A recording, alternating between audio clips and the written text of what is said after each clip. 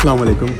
हम आज वारसा पोलैंड के कैपिटल में हैं और ये हम एक गार्डन है यहाँ पे, इस पैलेस की वजह से ज़्यादा मशहूर है। इसे पैलेस ऑन द आइल्स कहते हैं और ये पार्क को रॉयल बाथ पार्क कहते हैं। इस पार्क का कॉन्सेप्ट मुझे काफ़ी हद तक लाहौर में जो शालीमार गार्डन है उसकी तरह लगा। जो रॉयल फैमिली थी वो यहाँ पे बाथ लिया करती थी, इस वजह से यहाँ पे एक झील भी है।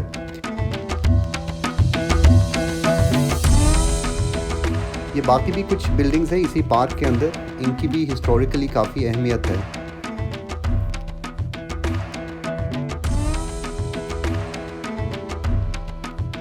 यहाँ पे कटिंग करवाने हमारे अपने देसी भाई हैं, ये माहिर नाम है, ये मिले माहिर से, तो बड़ा बेहतरीन कटिंग करवाया इन्होंने, बड़ा अच्छा। और मैं चाह रहा था कोई देसी मिले जिससे मैं, क्योंकि इस्टोनिया में कोई देसी है नहीं, तो जो कटिंग होती है देसी, वो देसियों का और ही स्टाइल होता है, मज़ा आता है उनके कटिंग का। तो ये अगर आप में से कोई आए पोलैंड तो मैं एड्रेस साथ में लिख लूँगा। चक्कर क्या बताया आपने? फ्रेश लुक्स बार्बर शॉप का। फ्रेश लुक बार्बर शॉप, हाँ जी, आपने देखना है फेसबुक पे। तो बड़ा अच्छा है, प्राइस भी बहुत ही अच्छा है और भाई हैं भी बड़े फ्रेंडली और कटिंग भी बहुत कमाल करवाते हैं। और इनका साथ में ही रेस्टोरेंट है, अंकल है इनके वालिद साहब, तो उनका खाना उन्होंने मुझे कहा था कि अमृतसर के हैं, इंडिया के हैं ये, तो अमृतसर और लाहौर तकरीबन एक जैसा ही है, इधर से लाहौर से ही गए हैं ये लोग। उन्होंने मुझे कहा था ये लाहौर से कम लगे, तो मैं चैलेंज करता हूँ। मैंने खाना खाया उनका, लाहौर से मुझे बेहतर लगा। मैं कोई 12 साल लाहौर में रहा हूँ, लेकिन वहाँ का खाना बहुत अच्छा लगा। मैं अभी दिखाता हूँ वो एरिया भी।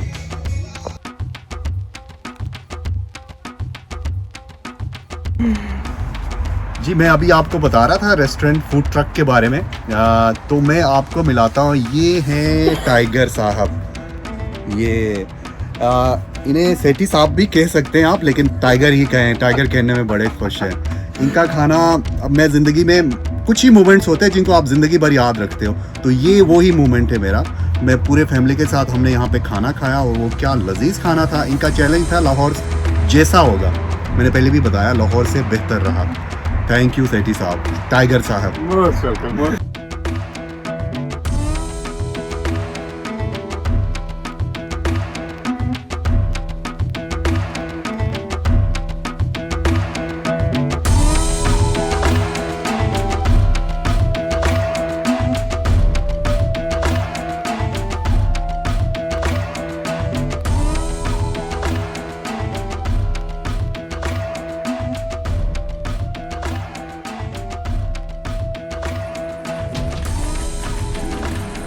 हम अभी इस वक्त ओल्ड टाउन वारसा में हैं। ये ओल्ड टाउन वारसा शुरू में 13वीं सेंचुरी में बनाया गया था, फिर उसके बाद वक्त के साथ साथ एक्सटेंड होता गया। वर्ल्ड वॉर 2 में जर्मन ने जब यहाँ पे हमला किया था तो इस ओल्ड टाउन को तकरीबन उन्होंने तबाह किया था, इसके अंदर ब्लास्टिंग करके ख़त्म किया गया था। तो इसको बाद में रिबिल्ड किया गया। जो आर्किटेक्ट है जिसने रिबिल्ड किया, उसका ये जो आप देख रहे हैं स्क्रीन पे, ये वाला आर्किटेक्ट है, उसका उन्होंने मुजस्सिमा इधर बनाया हुआ है। इसका बड़ा हाथ है इसे रिबिल्ड करने में। आज के दौर में यहाँ पे बहुत ज़्यादा टूरिस्ट आते हैं, इनका कल्चरल हब भी है और टूरिस्ट का ज़्यादा फ्लो यहीं पे होता है। यहाँ पे काफ़ी हिस्टोरिकल बिल्डिंग्स हैं जो जर्मन्स ने तबाह किया, पूरी तरीके से तबाह नहीं भी हुई और उन्हें दोबारा रिबिल्ड भी किया गया। ये बिल्डिंग 16वीं सदी से 18वीं सदी के बीच में यहाँ के जो बादशाह थे उनकी रिहाइश गाह थी। अभी इसे म्यूज़ियम के तौर पे इस्तेमाल किया जाता है। ये दरियाए वसला के किनारे पे मौजूद है, दूसरी तरफ इसका दरिया बह रहा है। इस बिल्डिंग को सिक्योरिटी के हिसाब से बहुत बेहतर डिज़ाइन किया गया था।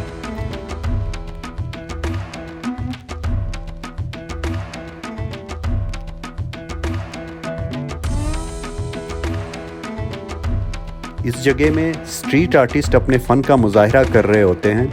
यहाँ पर एक बच्चा परफॉर्म कर रहा है।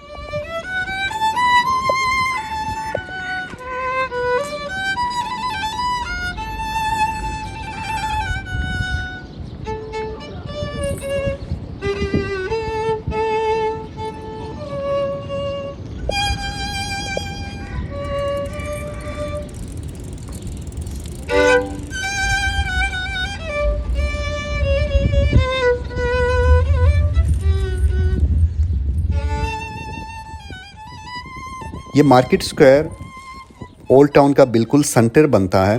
इसकी बड़ी अहमियत है तारीख़ में। यहाँ पे बहुत इम्पोर्टेंट पॉलिटिकल स्पीच हुए और काफ़ी लोगों को सज़ाएं भी दी गई। आजकल यहाँ पे दुकानें हैं और रेस्टोरेंट्स हैं। जब जर्मन्स ने यहाँ पे हमला किया तो इस ओल्ड टाउन का तकरीबन 85% हिस्सा कहते हैं कि तबाह किया था। यहाँ के लोगों ने 1945 से 1951 के बीच जब यहाँ से जर्मन चले गए तो एक कैंपेन चलाया और इस पूरे ओल्ड टाउन को रिकंस्ट्रक्ट किया। इसको रिबिल्ड करने में और टाइम लगा, लेकिन इनका जो मेन बिल्डिंग्स थे इनको इन्होंने 5-6 साल के बीच कंप्लीट किया, लेकिन बाकी ओल्ड टाउन 1960 में कंप्लीट हुआ। कहते हैं उसके बाद भी कुछ हिस्से पे काम चलता रहा। ये वारसा का ओल्ड टाउन जो दोबारा से रिकंस्ट्रक्ट किया, इससे पूरी यूरोप में एक मैसेज गया। वर्ल्ड वार 2 की वजह से पूरे यूरोप मुतासिर हुआ था और बहुत सारी बिल्डिंग्स बाकी यूरोप में भी ख़राब हुई थी, तबाह हुई थी। तो इनको देखते हुए बाकी यूरोप के लोगों ने भी इस तरह के इनिशिएटिव उठाए और उन्होंने भी अपने मुल्कों में इसी तरह से अपने पुराने सकाफती बिल्डिंग्स को रिकंस्ट्रक्ट किया।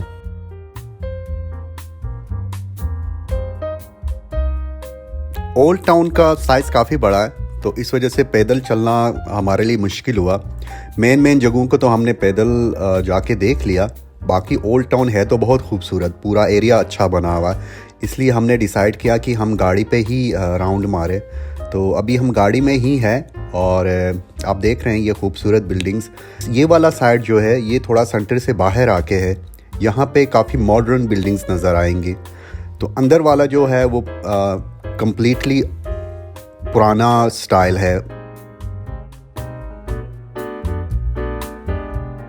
अभी वारसा में देखने के लिए बहुत कुछ है, तो इसलिए बस हम ओल्ड टाउन से अभी निकल रहे हैं।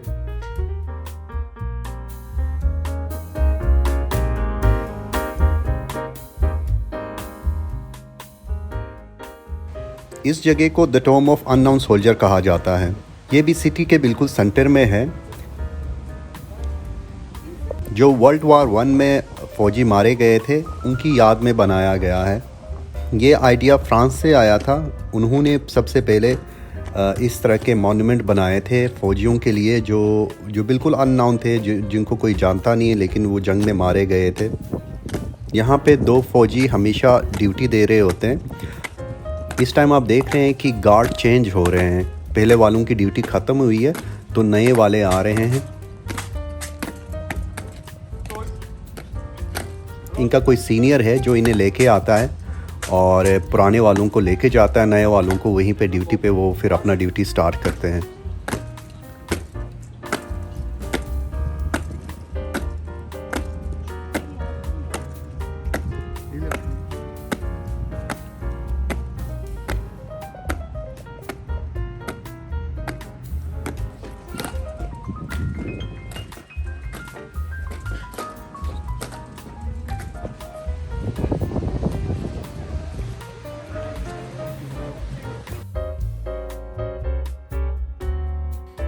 इस मॉन्यूमेंट के साथ ही काफ़ी बड़ा पार्क है। ये मॉन्यूमेंट बिल्कुल इस पार्क के एंट्रेंस पे है। तो यहाँ पे सिटी के सेंटर में होने की वजह से काफ़ी शहरी यहाँ पे आते हैं।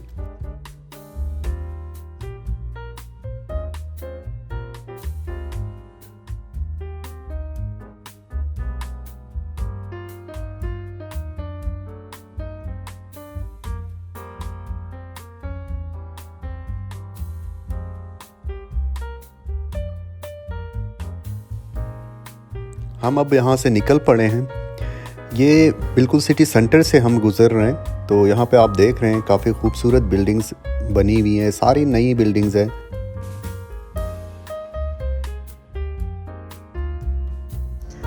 इस बिल्डिंग को palace of culture and science कहा जाता है। ये वारसा की और पोलैंड की दूसरी हाईएस्ट बिल्डिंग है और ये यूरोपीय यूनियन में 6ठी हाईएस्ट बिल्डिंग है। यहाँ पे ज़्यादातर प्रो यूक्रेनियन है इस वजह से आप देख रहे हैं कि इधर कोई प्रोटेस्ट चल रहा है यूक्रेनियंस के हक में। ये प्रोटेस्ट सिर्फ यूक्रेनियन के हक में नहीं है, इसमें freedom of speech, freedom of expression और यूरोप में बहुत सारी आज़ादियाँ ये लोग चाहते हैं, उसके हवाले से ये है, जिसकी वजह से हम यहाँ पे कोई 3-4 घंटे फंसे रहे। ये काफ़ी लोग थे, हमें इतना कोई आइडिया नहीं था इस चीज़ का यहाँ पे होने वाला। हम यहाँ पे आए थे तो तकरीबन हमारे 4 घंटे यहाँ पे ज़ाया हो गए, काइंड ऑफ आप कह सकते हैं।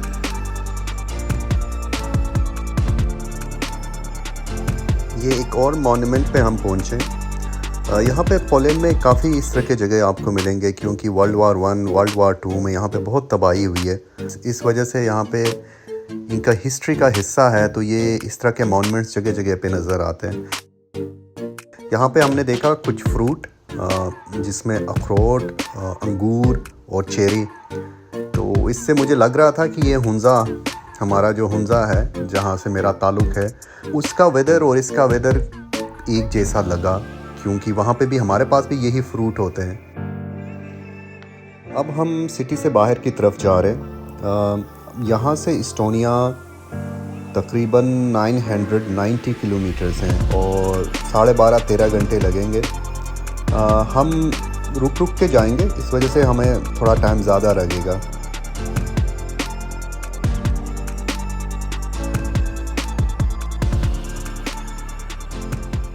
पोलैंड से इस्टोनिया के लिए निकल पड़े। हमने ऑलरेडी पोलैंड का जो बॉर्डर है वो अभी क्रॉस किया है। ये जिस एरिया में है ये लिथुआनिया का एरिया है। यहाँ पे हमने स्टॉप किया है, खाना खाएंगे, फिर इसके बाद लैटविया में आई थिंक हम स्टॉप करें, उसके बाद इस्टोनिया।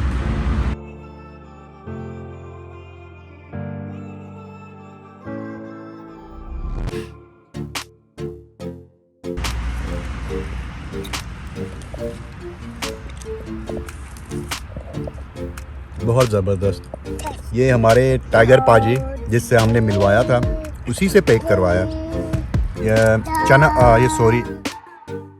समोसा चाट है, तो उन्होंने सब चीज़ें अलग अलग पैक करके दी थी, क्योंकि अगर वो पहले ही मिक्स करते तो उसमें वो मज़ा ड्राई हो जाना था।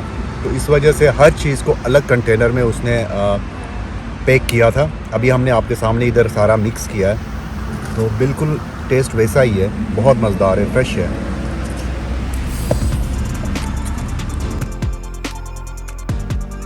वापसी में हमें दूसरे रास्ते से लेके आया ये जीपीएस। पहले हम बड़े हाईवे से आए थे, अब उतना बड़ा नहीं है, ये थोड़ा कंजस्टेड है, लेकिन यहाँ से जाने में हमें ज़्यादा मज़ा आ रहा है। एक तो ट्रैफिक बिल्कुल कम है और उसके साथ साथ जो व्यूज़ हैं, जो नज़ारे हैं यहाँ पे ज़्यादा बेहतर हमें लगे।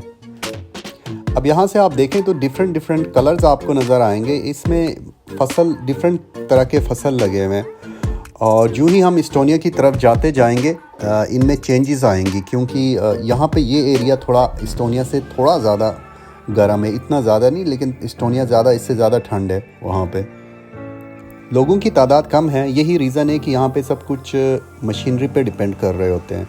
तो आप बीच में, फसल के बीच में आप देखेंगे कि जैसे ट्रैक्टर या कोई गाड़ी के लिए रास्ता बना हो, यहाँ पे बड़ी मशीनें होती हैं जिनके ज़रिए ये लोग स्प्रे करते हैं, और ये जो फसल का ख्याल रखने के लिए उन्हीं मशीनों को यूज़ किया जाता है, और शुरू से लेकर आखिर तक मशीनों पे ही डिपेंड करते हैं। आसमान का कलर बहुत ज़्यादा ब्लू आपको नज़र आएगा। इसके पीछे रीज़न यही है कि यहाँ पे पॉल्यूशन कम है। सिटी में भी ऐसा है, सिटी से बाहर आते हो तो और ज़्यादा। इवन सिटी में भी ज़्यादातर यूरोप के नॉर्दर्न साइड पे मैं कहूँगा, बड़े बड़े कंट्रीज़ में जाते हो तो वहाँ पे थोड़ा सा पॉल्यूशन है, लेकिन इस साइड पे, नॉर्दर्न साइड जो है, यहाँ पे पॉल्यूशन बहुत कम है। ये हम बॉर्डर क्रॉस कर रहे हैं, जो आते हुए भी आपने देखा था, कोई चेकिंग नहीं है। 1-2 बार तो हमसे मिस भी हुआ, हमें पता भी नहीं लगा कि हमने बॉर्डर क्रॉस किया। मोबाइल के सिग्नल्स बंद होने से हमें आइडिया हुआ, क्योंकि नए कंट्री में जाते हो तो नया नेटवर्क होता है, उसे कनेक्ट होने में थोड़ा सा टाइम लगता है। आप या मैनुअली आप अपने मोबाइल से सेटिंग कर सकते हो, ऑटोमेटिक उसे दोबारा डिटेक्ट करने में थोड़ा सा टाइम लगता है। चलता तो दूसरे कंट्री में है क्योंकि रोमिंग ऑन है हमारी, तो इस वजह से चल तो रहा है, लेकिन बॉर्डर हम क्रॉस करते हैं, नया नेटवर्क आता है तो मोबाइल को थोड़ा उस नए नेटवर्क को कनेक्ट करने में टाइम लगाता है।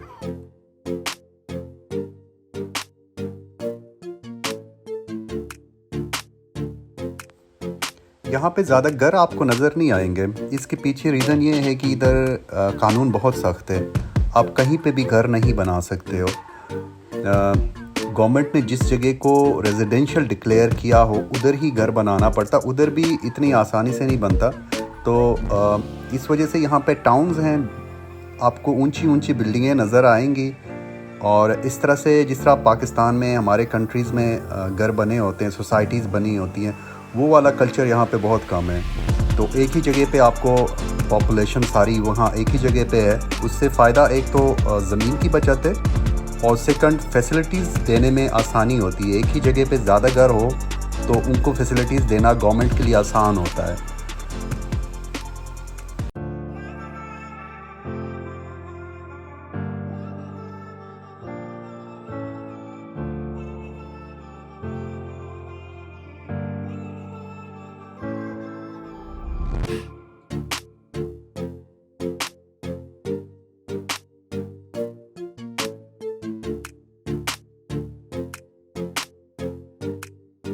अब ये इस्टोनिया हम इंटर हो गए हैं, ये रात का टाइम है, यहाँ पे गर्मियों में प्रॉपर रात नहीं होती, तो घर जाते जाते तो हमें 1:30 बज जाएंगे।